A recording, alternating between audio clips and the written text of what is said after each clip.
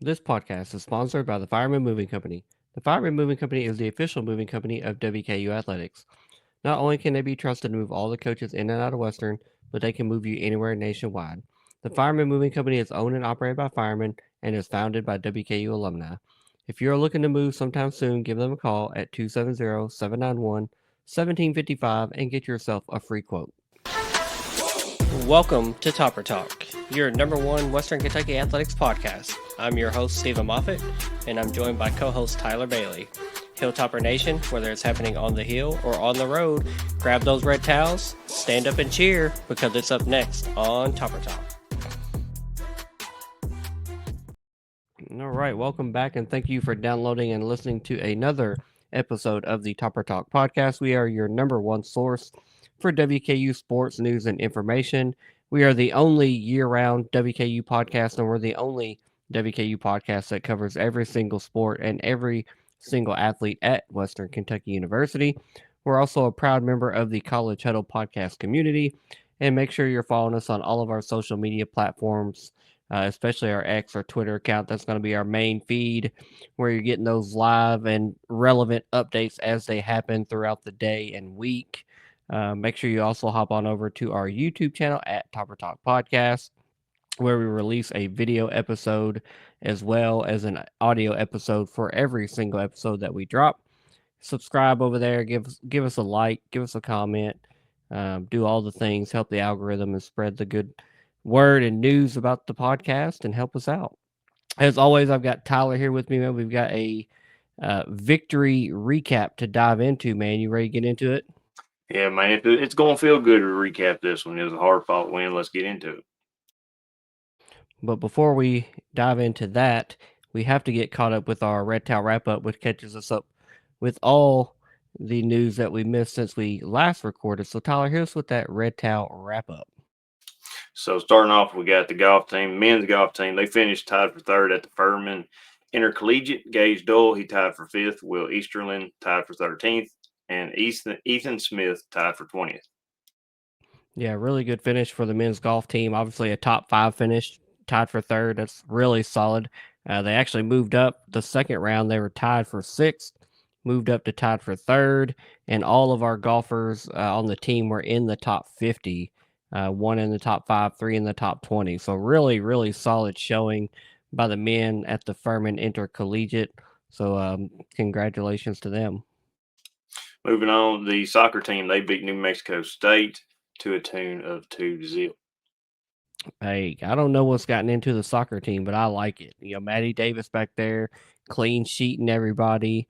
And we just keep winning. 5-0-2 right now in conference play. I think there's only one regular season game left. Could possibly win the regular season title or at least share it if we win our next one. So, man, keep winning, ladies. We love to see it.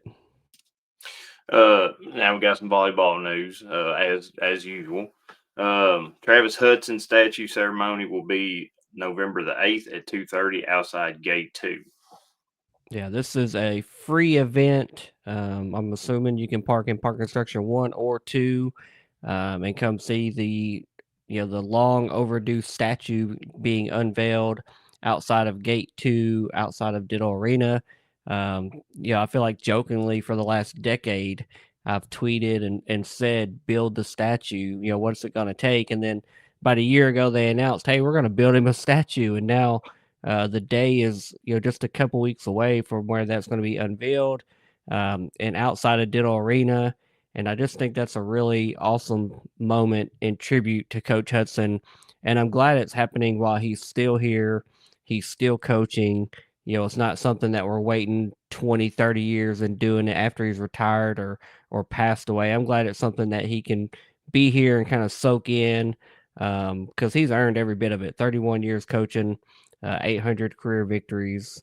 I mean, the man's just a living legend, literally, here at Western Kentucky, and deserves every bit of recognition that we give him. So I cannot wait for that statue to be in place and installed at Diddle Arena. We're just going to keep it here with the volleyball team for a little bit. They played Sam Houston State and beat them 3-0 Friday, and then on Saturday they beat them 3-2. Yeah, I got to go to both of those matches, Friday and Saturday. The Friday game, even though it says 3-0, we swept them. That was a hard fought game. That was a well coached Sam Houston team. Their coach has been with that program for 42 years. So we think Hudson at 31 years is impressive. They have a 42-year tenured coach. And then they came back on Saturday and pushed us to 5 sets. In just a tough match. You know, they won the first set, we won 2 and 3. They won the fourth set, and then we got to the fifth set and we took care of business. And that win on Saturday was our 100th victory in the Conference USA regular season in a row. And I think it was kind of fitting that it got pushed to a fifth set. You know, made us a little bit nervous. But man, just what another add it to the list of accolades. You know, all the NCAA All American teams that Coach Hudson's had, all the NCAA tournament appearances, all the top 25 rankings, and the weeks in the top 25 polls. And now you got what is the third longest ever college volleyball winning streak. But by winning game 100 is the third longest winning streak ever in college volleyball, any program. I think the first longest is Florida at like 145 games. So don't know if we'll get there. It's obviously a couple years away of getting to that big a number. But man, getting to 100 is pretty special.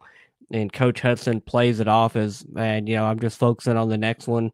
But there's going to be a day he's going to just really kind of soak that in, just how huge that is, and something we might never see again in this era of portal and NIL, and just how crazy college athletics is. So what a special accomplishment, and congratulations to the volleyball team. And it'd only be fitting to close out the volleyball chapter of the Red Towel wrap up by talking about the Player of the Week awards. They got, which was a sweep as well. Taylor Barron, she was Defensive Player of the Week. Olivia Skidmore, she was the Offensive Player of the Week, and Callie Bauer was the Sitter of the Week. Yeah, all three of those ladies had fantastic weekends.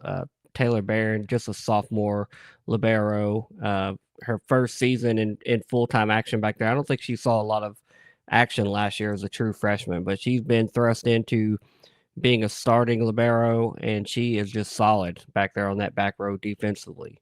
And won her first Defensive Player of the Week. Olivia Skidmore, she stepped up a lot. We've had a lot of injuries. She stayed healthy. Kyra Knox has come back, but she's still, kind of nursing, coming along slowly. Even though I think we saw a lot more of her explosiveness on Saturday, Skidmore has just been that consistent presence, just a solid offensive weapon, good outside hitter. And then Callie Bauer, I mean, what more can you say about her? She eclipsed 4,000 assists a couple weeks ago. We highlighted that. This is her fifth Setter of the Week award in 8 weeks of playing volleyball. If my memory serves me correct, I think last week was 4 out of 7, so this one will be 5 out of 8. So um, just go ahead and give her the Setter of the Year award now. I mean, it's hers. No one else is winning that, and all these ladies deserve all that recognition for a couple of hard fought victories over this last weekend. And that concludes this week's episode of the Red Towel wrap up. Moth, back to you. Yeah, absolutely. Good stuff as always. Victories to talk about and players of the week. I mean, we can talk about those every single week and have our own segment about that. So that's basically what the Red Towel wrap up is. Good news every single week. Now we're going to jump into our game recap, which is brought to us by Roof Girl. If you have a leaky roof or shingles detached, faded, or just plain blah, don't call any roof company. Call Paula with Roof Girl, locally owned and operated with over 6 years of experience and a proud WKU alumna. She will work with your insurance company. Give Roof Girl a call today at 270-392-4768 to set up a free inspection and quote. See her work by following Roof Girl on Facebook and Instagram. And remember, you're not just calling any roofing company, you're calling Paula, a person who cares for your roof. And a good roof is a roof you can forget about. Again, call Roof Girl at 270-392-4768 to get started today. And now jumping into the game recap, WKU traveled down to Ruston, Louisiana to play the Bulldogs of Louisiana Tech in front of an announced crowd of 10,928 attendance on this past Tuesday night, and I've got to say, I've got to eat crow. I said in our preview episode, I predicted a loss. Preseason when we did our preseason predictions, I predicted a loss. I said, I think Law Tech had our number last year. Everything they had returning this year, and defensively, I just thought they were going to be too much for us and overwhelm us. And then just how this season has played out approaching this game. I said in that preview, I said I don't see any reason to change my prediction, but I would love to be wrong. I would love to come on here and say, hey, I thought we were going to lose, but that's not something I like predicting. It's something that I probably rarely do, probably almost to a fault. I'd say I almost wear red glasses too often sometimes, but this was a game I saw us losing. I thought it was going to be a close game, but I'm glad to be wrong. I ate crow during the game. I was posting it on Twitter like, "Hey, I'm glad I'm wrong. I hope every loss I ever predict, I come on and I eat crow after the game." So I'm eating it. I'm now eating it live and on camera as well. So I really just thought this team needed a spark. I didn't realize that spark's name was going to be Rodney Tisdale Jr. And information about Rodney and the possibility that he might start at QB started buzzing earlier in the practice week. And actually, I think we recorded on Wednesday or Thursday the preview. The day after is when I started hearing a little bit of chatter after we posted the episode on Friday. I started hearing some just chatter internally that Maverick was dealing with a non-throwing pectoral strain, and that Rodney Tisdale was taking the majority of the snaps with the first team during the week of practice. And then as the game kickoff approached, there were a couple accounts on X or Twitter that started leaking the information. One of those was a quarterback coach from Tisdale's hometown in Jacksonville.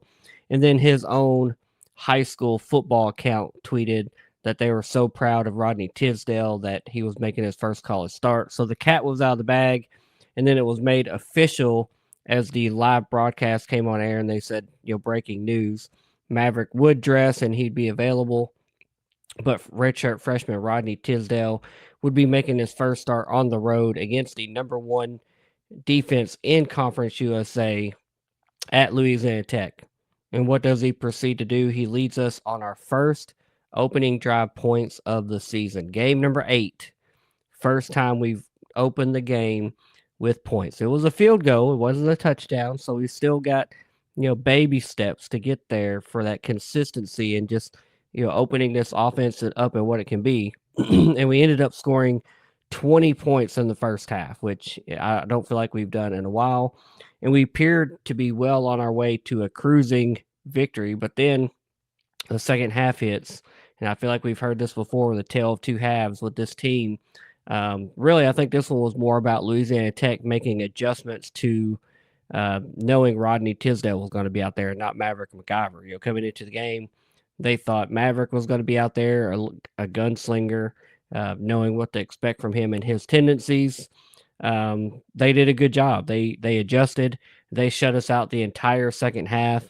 There were blocked field goals on consecutive possessions in the fourth quarter. But La Tech was able to force overtime where they scored the first touchdown. WKU answered with a touchdown of our own, and then we opted to go for 2 and to get the win. Rodney Tisdale rolled out and found Musa Berry in the end zone for the win. And the victory moves WKU to 6-2 on the season. We are 4-1 in Conference USA play. We're now bowl eligible, and we're still in control of our own destiny as far as our championship game hopes go. If we win every game from here to the end of the year in conference, there's no reason, we will play in the conference championship game. If we lose one, if we stumble, to New Mexico State, Middle, or Jacksonville State that we have remaining, at that point we'll need help from other teams with tiebreakers, etc. So it's nice to still be in that driver's seat if we control our destiny.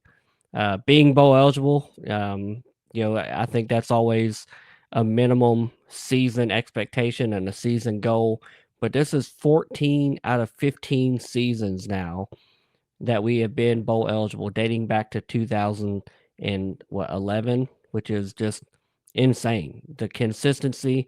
The only year that we missed was 2018, which was Coach Sanford's second season here on the Hill, and quite frankly, it was his last year here on the Hill. We won 3 games that season. He was terminated. Tyson Helton was brought in, and now we've got 7 consecutive years under Tyson Helton of winning at least 6 ball games and being bowl eligible. And that's a minimum expectation. That's never going to change no matter who the coach is. So, but still excited for it. Don't take them for granted because there was a time, when winning 6 games wasn't guaranteed. So I am appreciative of that fact. So, Tyler, before we jump into the game summary and stats and just all the fun stuff from the game, what are your thoughts on this game and how it played out? Well, whenever I turned on the broadcast and saw that Rodney Tisdale was going to be starting, I was a little nervous because I have seen what he has done against, opposing teams like second string, third string. But then, you thrust him out there against the number one defense in Conference USA, and I believe you have the right to be nervous because he is a redshirt freshman, even though he's behind two great quarterbacks. Um, but then to watch him, come out there and not just use his arm but also his legs to extend the play, or maybe it was a run play for him. Uh, he's quick. He's shifty. It was just good to see us do to other teams what they've been doing to us the past few years. Um, but you're right. Quick, fast start. Love to see it. But that second half, man, it was a slow burn. But I'm glad we was able to hold on and fight for the win. It was a gutsy call there at the end. I'm glad Hilton called it. Um, but man, I mean I said it was going to be a hard fought win, and it was. It was going to be a hard fought game. Yeah, it definitely was a nail biter. It looked like at halftime, it looked like we were going to cruise to a nice, easy victory. I was already eating crow at halftime. And I was more, when I posted it at halftime, I was more talking about the fact that we'd scored 20 points and it looked like it looked like we were destined for 30 plus. And I've been on the podcast saying we haven't scored 30 in 5-6 weeks now. So I was more eating crow on the score, not projecting a victory, but it was taken the wrong way by a couple people. But I get it. But they said don't start eating that crow too early, and then there was a comeback. But looking at the game summary, like you said, it was nice to have a fast start to get those points on the opening drive. We took an early 3-0 lead. Louisiana Tech turned right around and scored a touchdown. They took a 7-3 lead. Then we scored a touchdown to make it 10-7 at the end of the first quarter. Turned around and scored another touchdown in the second quarter to take a 17-7 lead. Louisiana Tech missed a field goal. WKU added a field goal before halftime to make it 20-7 at the half. And then the second half started, and that's where things just slowed down. And it started with Louisiana Tech returning the kickoff for a touchdown to open the second half and make it 20-14. And then it became a turnover and punting fest. There was a punt and an interception, and then 3 punts in a row. So 5 consecutive empty possessions that mounted to no points for either team. And then Louisiana Tech added a field goal to make it 20-17. And then again, we started punting back and forth again. There was a punt, and then an interception thrown by WKU and Rodney Tisdale, his only mistake of the game. We'll give him a little mercy for that one, though. It turned out okay. And Louisiana Tech was able to add another field goal to tie the game. They made it 20-20. And then both teams trying to go down and add some points and possibly avoid overtime. We traded block field goals just to make that second half just even crazier. Weekday CUSA, went to overtime due to those block kicks. Louisiana Tech got ball first. They score a touchdown in 5 plays. WKU gets the ball back. Defense had been gassed. They've been on the field a lot the second half. We scored a touchdown in 8 plays, which included that clutch fourth down reception on the rollout by Rodney Tisdale. He found Matt Henry. I think it was a 4th and 8 or 4th and 10. Found Matt Henry for that clutch catch down on the turf, sliding. Can't say enough about that throw and catch for a freshman making his first start. To a senior wide receiver. We score that touchdown, and then Coach Helton puts the 2 up. We're going for 2. Tisdale rolls out. It looked like initially it looked like everything was covered up. I thought he might try to run for it. He ended up throwing a last second pass into a crowded end zone. Musa Berry went up high, caught it, cradled it, went down, and we got the victory, man. And it was nice to see a crazy call. Really not enough good things you can say about Rodney Tisdale. We'll jump into his stats here in just a moment, but just really impressed by what he did being thrust into the QB1 position, the versatility that he brought with his legs, like you mentioned earlier. It was nice to have someone that you could design a run play for, and he'd go get you 8, 9, 10 yards. Or he'd roll out, and if nothing's open, he could take off running, get out of bounds or get some hard yards. He also had a pretty good game passing. So, like you said, it's just a different dimension to this offense that we'd not really seen before. We've had a couple guys that would run. Austin Reed's first year here, he would run, but he was more of a straight ahead, north and south, plow into short goal line situations. Caden Veltkamp was kind of the same. They'd put him in that shotgun on third and short situations, and he wasn't really meant to be a runner. He could do it, but wasn't really meant to.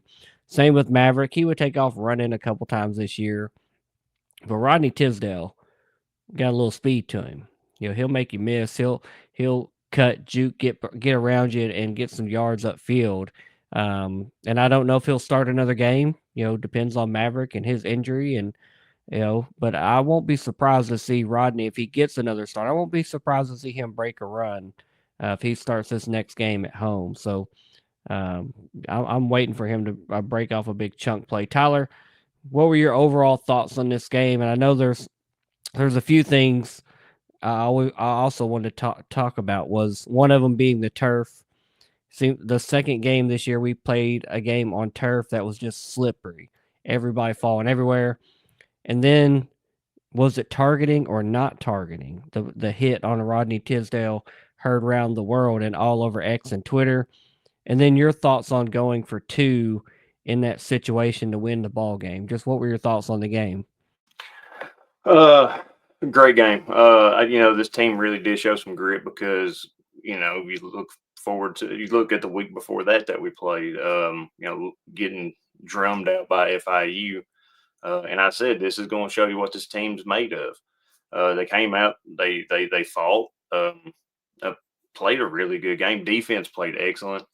In fact, the Louisiana Tech couldn't score on us there until the third quarter when they had to pull a little trickery on the special teams. But that was a great drawn up play. But the game played great. I wish we would have scored a few more times there in the second half, so I wouldn't have been a little nervous going into it. But the turf. I kind of expected some college schools to know what to do to maybe not make it so slippery.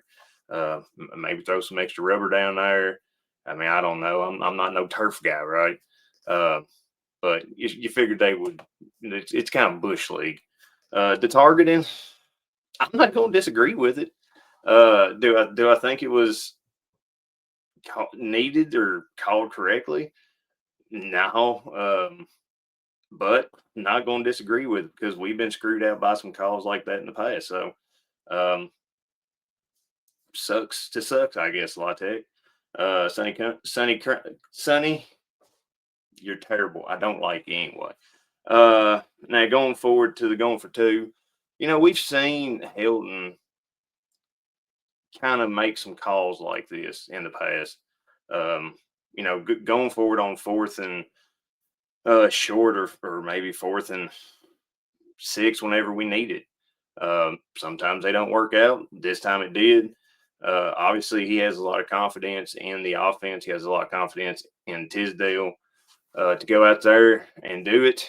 And man, I mean, Tisdale's got that dog in him. But I think it was a great overall game played by the entire team. Um, I mean, there's other than just putting a few more points on the board. I mean, what else could you ask for? Yeah, it was a solid win. I mean, any win on the road is a solid win. It was a tough win. And the only thing I'll say about the targeting call is whether I agree with it or don't agree with it. I think it was a hell of a hit. It was a hell of a tackle. If you look at the letter of the law, I guess you can call it targeting. But there's a lot of people on the side of, what more can a defender do and wrap you up the correct way with their head up and, hitting you hard still besides getting a pillow and lay you down. And I think we've all seen the AI video that the Law Tech account had put out there with the pillow and the blanket.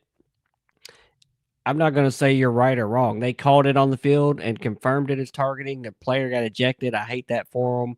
I think the bigger issue is I think the college game needs to adopt what the NFL does and just call it, if you want to protect the quarterback, call it roughing the passer and make it a 15-yard penalty and don't eject a guy unless it's just absolutely egregious, launch with their head and there's no doubt about it. Because the only thing I think we know about the targeting call is nobody knows because we all disagree every time there's a targeting play.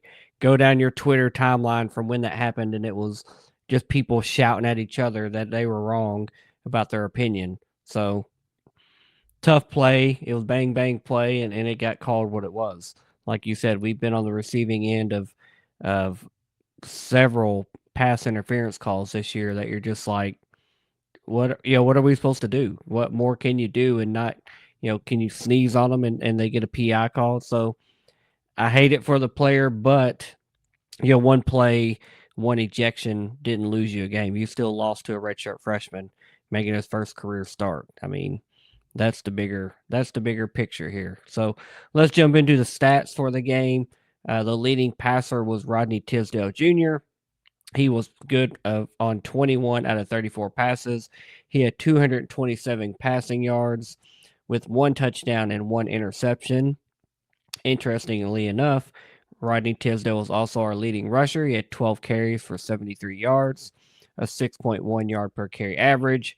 Marvis Parrish had 5 rushes for 33 yards, so over a 6 yard average for him as well. And then George Hart III, man, the utility knife. I mean, he basically played fullback, tight end two, running back, and whatever we need him to do, George was back there doing. And then he went and had himself a pretty good ball game as well, rushing the ball, 13 carries for 26 yards, which 2 yards per carry is not going to blow you away. But he also had 2 touchdowns on the game, and those were obviously vital to get the victory. Katie Hutchinson was our leading receiver in receptions and yards. He has 6 receptions for 77 yards. Matt Henry also had 5 receptions for 52 yards. And then Jackson West, the transfer from Florida State, got a lot more playing time because we learned during the game, or actually before the game, when the availability report came out, that Noah Myers was out for the game due to an injury that is probably going to last through most of the season, I'm guessing, if what you're hearing is correct. But he was out, so Jackson West got a little bit more playing time. Justin Wolf was also out, so we're playing, our third or fourth tight end in this game. And Jackson West had 3 catches for 25 yards. I really respect that. And then Lavelle Wright didn't have a good game on the ground, but still was impactful uh, with pass blocking, and then had 1 reception for 15 yards and a touchdown. And the only touchdown reception of the game. It was actually a beautiful bootleg play. Rodney faked one way, pivoted back, went the other way, found Lavelle wide open, dive for the pylon. Beautiful, beautiful play call and design. And Lavelle, he just has a nose for the end zone, man. So what a performance. Just nice to see several guys stepping up, especially in the face of adversity with injuries. Some teams would just, hey, we're playing a backup quarterback. This is the second year in a row now we've had to start a backup quarterback. Let's remember Caden Veltkamp was not the starting quarterback in game 1 or 2 last year, or even game 3. He came on in game 4 against Toledo, was his first start at home. So, um, big props to Rodney Tisdale. Big props to George Hart III stepping up, Jackson West stepping up. Just a heck of a win. Any win on the road in conference. Now still controlling our destiny, man. Just a heck of an offensive performance all the way around. Tyler, what's your thoughts on these guys and how the rest of the offense played? Yeah, I mean the our rushing, we had 38 carries for 113 yards rushing. We beat out Live Tech, so I'm proud that they did that. But I mean, we had 9 receivers catch the ball. Cameron Flyers, he had 1 reception, 17 yards. Marvis Parrish, 2 receptions, 18 yards. Musa Berry, 1 reception, 15 yards. And that's when it counted. Uh, Kelby Williams, 1 reception, 6 yards, and Lofton Howard, 1 reception, 2 yards. I mean, it was an overall offensive, a great gameplay by them, and I really just am glad that they was able to come together and huddle around Tisdale and kind of really allow him, because Tisdale was hitting him in wide open spaces. I mean, it was awesome to see. I remember one play. I can't remember who it was. Maybe KD came like on a crossing route, and I mean, just wide open in Tisdale, just an easy pass, and he just ran. He just caught it, turned, ran to the field, and got some good yards out of it. So, um, I mean, dude, it was a great offensive play. Yeah, definitely a solid effort. Even if most of it was in the first half, it was a step in the right direction, and it was a new look to the offense with the mobile quarterback. So, we'll keep our eye on it. We'll see what happens going forward as we get ready for New Mexico State for homecoming. So, obviously, as we preview that game, maybe we'll know more info, maybe not. I don't know. But man, just a solid effort all around.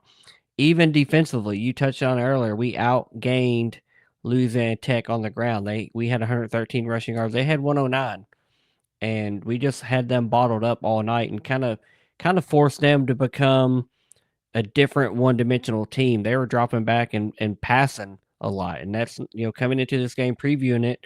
We talked about them being kind of a 2-to-1 balance of how much they like to run the ball versus pass the ball versus, most of their first downs were gained running the ball. They had kind of had to flip that script and pass the ball, and they had some success passing the ball.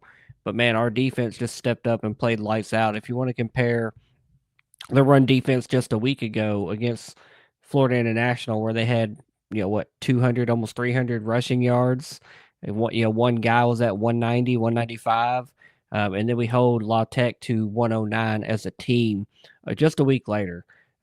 These guys really stood out. Jalen Wester had 15 total tackles on the night. That's not a number we ever see out of our defense. He was just everywhere. 3 of those were solo. He had half a tackle for loss. And then Miller Malone had 10 total tackles. 5 of those were solo with 2 tackles for loss. Rylan Suafilo had 7 total tackles, with 3 of those being solo. And then defensive back Javon Mack getting some playing time due to injury as well. He comes in the game. He has 6 total tackles. 4 of those are solo. He had 1 tackle for loss. He had 2 passes defended, and he had 1 interception. I'm pretty sure this was one of his first, just ever consistent playing times for any game. I've seen him, spotty here and there, but to see him get, stay on the field and just be out there making an impact, and then he just fills the entire stat sheet. I mean, he did a little bit of everything, whether it was deflecting passes, intercepting passes, tackle for loss, everything. So big hats off to him. Heck of a game by the defense. Did just enough to win. That's what it's all about. Even though La Tech made that second half surge and run and tried to get back in the game, did just enough to hang on and get the victory. So Tyler, what did this defense look like to you against Louisiana Tech? I mean, defense was being hard headed. Um, I mean, if you look at Machiavelli, he had five total tackles, 2 solo, 1.5 tackles for loss. Jaden Hardy, he had 3 total tackles and a half a tackle for loss. And Robbie Harrison, he had 2 tackles and a half a tackle for loss. But and when we had 6 tackles for loss, 2 pass defended. But Miller Malone, earlier in the season, I was watching him, and he made some stops, but it seemed like he could improve, and I feel like he has throughout the season. And man, I'm glad for it. You're right, 15 total tackles and 10 total tackles this whole season. We've pretty much been, maybe 6 or 7 total tackles, and you got three or four up there that's got that number, and they're all kind of evenly kept together, grouped together. But this game, man, I mean, those Jalen Wester and Miller Malone are your 2 main dudes. Um, Defense played great. I mean, yeah, we did give up a lot of passing yards, but we was able to really, on the first half, we really kept them off the board. Second half, they had some, but man, just a great defensive game this week. Hey, it's okay if you give up a lot of passing yards to a team that would rather run. That's okay. They were out of their element, and it kind of showed. They weren't efficient in anything they were doing, so we can take that. Special teams, just glancing over them real quick. John Cannon was 1 out of 2 on field goals. The one that he missed was a blocked field goal. He didn't, shank it or push it wide. Jack Cassidy came in again, just showing off the leg. I guess if we're gonna kick a 50+ yarder, they're gonna bring the Irishman in and let him bang out a 53 yarder because he did it once again and looked good, looked smooth doing it, man. That's a weapon. There's going to be a game down the line here. We're going to be out 60 yards, and they're going to bring him in, and he's going to nail one, and we're going to win a game, and we're going to be saying, "We told you so." Cole Maynard didn't have his typical game, and his typical high average, but he only had 4 punts on the game.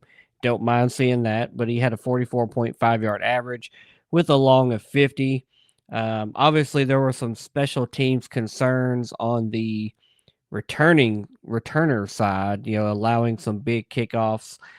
Did have one returned on us for a touchdown. Had another, I think it was a punt that they returned for a touchdown that luckily was called back by a holding penalty. So, um, while special teams still was solid from the specialist and the kicker standpoint, the returner side of things just a little bit of a question mark in this game. Tyler, what were your thoughts on the special teams? No, you're right. Both our kickers did great. I think, man, I mean, 47 and 53 for each one of their longest ones. That's awesome, dude. And you're right. That is something that probably needs to be examined. On that kick return, though, you had one that was obviously going to field it, and the other dude was back in the end zone. I mean, I'm sure no one was really looking at him once that other guy fielded the ball, so no one expected him to just run up, stop, and turn to the side. And I watched it. I was hoping that it was going to be a forward pass, but it was really just straight to the side. But uh, I mean, yes, that is something that the special teams definitely need to get into the locker room and watch tape on and see what they can do to better cover the kicks. But and then um, Cole Maynard doing Cole Maynard things. His average has been a little longer this year, but I mean, I'll take it regardless. But yes, that is a very concerning thing that they was able to, La Tech was able to return the ball twice for a touchdown, but once thankfully it was called back. Now, jumping into our keys to victory recap for this game, Tyler, your first one was that we need to finish drives. How do we do there? First half we did excellent. I think every drive we ended up with some points. There in the second half, really dropped off, but um, I mean, we did all right there. I kind of wish we could have kept on the first half. What we doing first half carried over to the second half. So yeah, we were finishing drive with punts in the second half. I don't know what was going on. Just got a little messy there. My first key to victory was we needed to take care of the ball. We talked about how aggressive this Louisiana Tech defense was, how good they were at creating turnovers and scoring off those turnovers. We did have one interception on the game, that, and then we had that Rodney Tisdale targeting that it was a fumble. If they didn't overturn the play due to targeting, that would have been a fumble and another turnover. But I think we can accept and be okay with one interception from a first-time starting freshman quarterback. So I'd say we did take care of the ball against Louisiana Tech. Tyler, your second key to victory was we need to contain the run. How did we do? We did excellent there. Only limited them to 109 yards, 2.9 average carry, one touchdown. But I mean, their leading rusher was their quarterback, kind of like us, and he only had a 4.9 yard average. I think we did. The team really, really got into the room to watch the tape on that, and it shows. Yeah, and my second key to victory was looking at how Maverick McIver was going to respond from his FIU game. No touchdowns, three interceptions. Hoping that senior leader would bounce back and have a strong game. Obviously, Maverick didn't play this game, so he didn't respond. We hope his injury heals up and he gets back before the season ends or whenever he is ready. So, did Maverick did not respond. Tyler, your third key to victory was protect the ball. How do we do? I mean, one interception. Um, I, I'd say we did pretty good on protecting the ball. And then my third key to victory was the same as your first key to victory: finish drives. Like you said, first half, man, we were going down, getting points, extending the lead. Had a nice little 20-7 halftime lead. The wheels kind of fell off as adjustments were made in the second half. But I'm going to take the positives away from that. We finished drives for a half.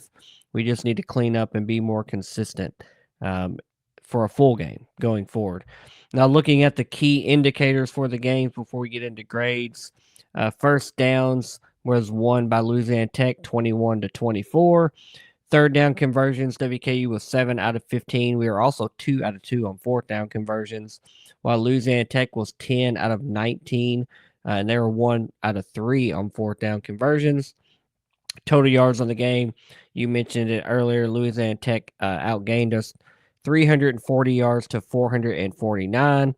Turnovers on the game were even, 1-1 for each. Penalties, second game in a row, WKU's kind of cut those down and not been just so, shooting ourselves in the foot, which we've talked about a lot about the first half of the season. We had 5 penalties for 36 yards. Meanwhile, Louisiana Tech had 9 penalties for 80 yards. And then time of possession, WKU won that 31 minutes and 20 seconds to 28 minutes and 40 seconds for Louisiana Tech. So pretty even, looking at the stats, just kind of 50-50 split, half and half for a game that ended 28-27. Makes kind of perfect sense how closely this game ended if you start looking at the overall stats, turnovers, time of possession, just everything and how it played out. So, Tyler, let's jump into some grades for this game. What do you got for the offense versus Louisiana Tech? Well, like we said earlier, offense balled out in that first half. Second half, they really got held to goose eggs. Um, and we didn't top 30. We got enough to win though. I'm gonna give them a B in this one. I mean, if we would have finished them drives in the second half, it would have been an A. But seeing how we didn't, B. Yeah, I'm right there with you. I think I'd love to do more. I'd love to score 30 plus. Been talking about that for several games. 20 in the first half looked great. I really thought coming into this game, if we did score 30 plus, that this game wouldn't be close. I didn't think Louisiana Tech was built for getting to that number, and they only had 20 at the end of regulation. So, if we put a few more points on the board, another field goal or two or a touchdown, this game's out of reach for them because I just didn't think they were built offensively to get to that 30-point number. They wanted to grind you down defensively and have a low scoring game, and that's what it turned out to be, until it went to overtime. So I'm still going to give the offense an A, though. They did enough to win. What about your grade for the defense? Defense played great. I mean, they only gave up in the actual game, the standard game, 4 quarters, they only gave up one touchdown. They gave up 2 field goals in the fourth quarter. And then, of course, in overtime, La Tech scored that one. I'm going to give the defense an A. I mean, I think they played gritty, they played tough. Uh, just a great defensive showing, like I said earlier this week. Yeah, defense definitely gets an A for me. Gave up some yards. Most of those were passing, but man, the run defense was just night and day from the Florida International game, or night and day from any game we've seen this season. It was just nice to see him show up, and that if that stays the same moving forward, that's going to win us some ball games. It's going to be absolutely huge. So defense gets an A for me, man. They balled out and helped us win this ball game for sure. What about your grade for special teams? Special teams, man, I really wish John wouldn't have had that kick block. I'd like for us not to gone into overtime, but it is what it is. Um, Jack Cassidy, perfect. Cole Maynard did good whenever he was called out there. Unfortunately, I prefer for him not to be called out during any games. But um, special teams, like, as you said, specialists did good. Field coverage, kick coverage probably really needs to get better. But um, I guess I could go into the grade. I'll give them a B. Um, you know, I'm thankfully that one got called, that punt return got called back because of hold, and then that trick play had to get them to score on that one kick. Yeah, that was really the first time we'd seen any, kicking coverage issues all season. We've normally been pretty stout there. So, I'm gonna show them some mercy, give them a pass on that, thankfully, because it didn't cost us the game. Everybody else, for the most part, did their job. We had a block kick. Those are gonna happen from time to time. So I'm also gonna give special teams a B.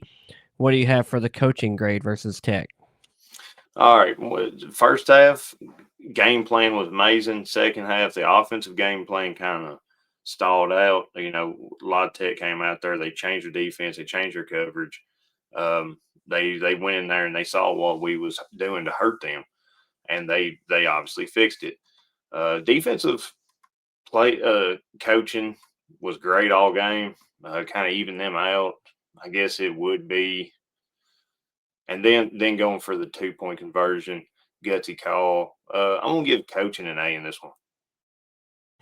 Yeah, I'm right there with you. I mean, just overall, coaching was good. Obviously, we want to see more points. I mean, that's not any secret. We want to score 30 plus points. But Louisiana Tech is a tough defense, and that's a tough task for a first start for a redshirt freshman quarterback. That's a big ask. But I think he definitely shined and had a great game. And that, coaching the game plan, probably simplified the playbook for him. Kept the reads nice and easy and let him go make plays with his arm and his legs. So I'm going to give the coaching an A as well. What about your overall grade against Louisiana Tech? Um, let's see, A B. Overall, hell of a win. I'm gonna give them an A minus. Just kind of even it out. That win definitely propels that up. But yes, and I'm gonna give the whole overall A minus. Yeah, I'm there too as well. I'm a low A. I thought about a B, but I'm gonna give him an A. A win's a win. A little closer than we all would have wanted, but a win is a win. I'm gonna take those all day especially on the road, especially given the variables we know about that we had to overcome to win this game. I'm gonna take it all day, every day. Who have you got for your player of the game versus Louisiana Tech? See, this one has multiple answers if you really want to think about it. I mean, obviously, Rodney Tisdale Jr., perfect. I would like to show some love to some George Hart, though, with the 2 touchdowns, you know, on 13 carries, 26 yards. But then you also got Jalen Wester, 15 total tackles. He got into the backfield. He had 3 solo. Um, just a lot to think over. But I'm going to ride with Rodney Tisdale Jr. As a redshirt freshman coming in, and I'm pretty sure he got the game ball, which he rightfully deserves. So I'm going to go with Rodney on the player. Yeah, 300 yards of total offense in his first ever collegiate start. Entered this season with no snaps under his belt, redshirted last year. Has seen, I think, 2 games of action. Sam Houston, North Alabama. Might have came in versus Toledo late as well, but and FIU late actually. So he's seen 4 games of action, just light duty, mop up duty. Um, Now he got to start on the road, tough environment. So give me Rodney. He got the game ball. Now he's getting the Topper Talk ball as well, the imaginary Topper Talk ball. So heck of a game, heck of a win. Now we've got a little break. As we're recording Thursday night, we've got a 9-day break until the homecoming game on November 1st versus New Mexico State. Haven't started looking at weather for that one, but hopefully the weather is nice for the parade and all the homecoming festivities on Friday night before the game on Saturday. Looking forward to that one, obviously, because that's the next one. We still control our destiny. Also, want to give a big shout out to the volleyball team. This episode will release Friday morning. They have a big game Friday evening at 6 p.m. Ditto Arena versus UTEP. That is a fellow top 25 receiving votes team, a Conference USA mate, and they are a top 20 RPI team in the nation. They are a really solid team coming to Ditto Arena. I hope we have a great crowd Friday night. I hope we have a great crowd Saturday afternoon for the second match. It's going to be a tough one. We just eclipsed 100 consecutive regular season victories. I don't expect either team to win these matches 3-0. I think they're both going to be 4 or 5 set games. UTEP is also dealing with some injuries the same way we have. So while I want to have a little bit of sympathy for them, I don't have much sympathy for them. I hope they're healthy. I hope they come here and they put their best foot forward.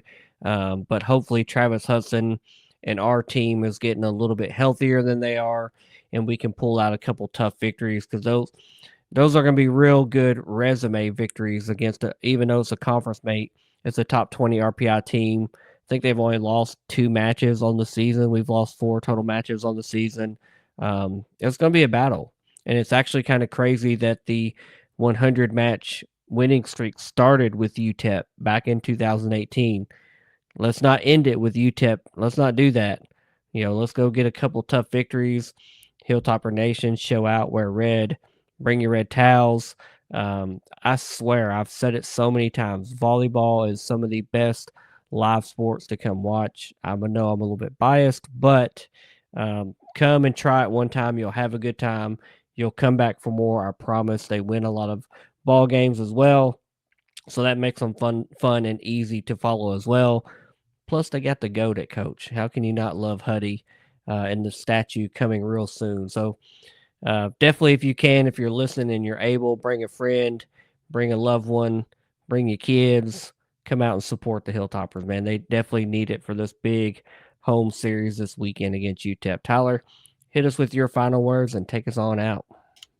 Yeah, hopefully everybody makes it out to homecoming. Hopefully it's going to be a pretty day.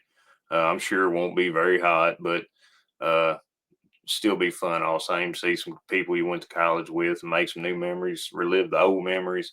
I think the softball team has a fall ball game. I think it's Wednesday. For everybody wants to come out and support them as well. It's a really fun time. They've been doing good here the last few games they've been playing, and yeah, come out and support the volleyball team. I mean, obviously, Coach Hudson has something special cooking in the lab over there, and the girls really appreciate y'all coming out and watching them play. Um, Hopefully, the football team, just takes lessons from this victory, adds on to it as they look towards New Mexico State, and hopefully it's a good crowd for homecoming day. So with that, Moff, question for you: who has a better than us? Nobody, buddy. You know it. Y'all. Go Tops. Go Tops. Later, guys. See ya.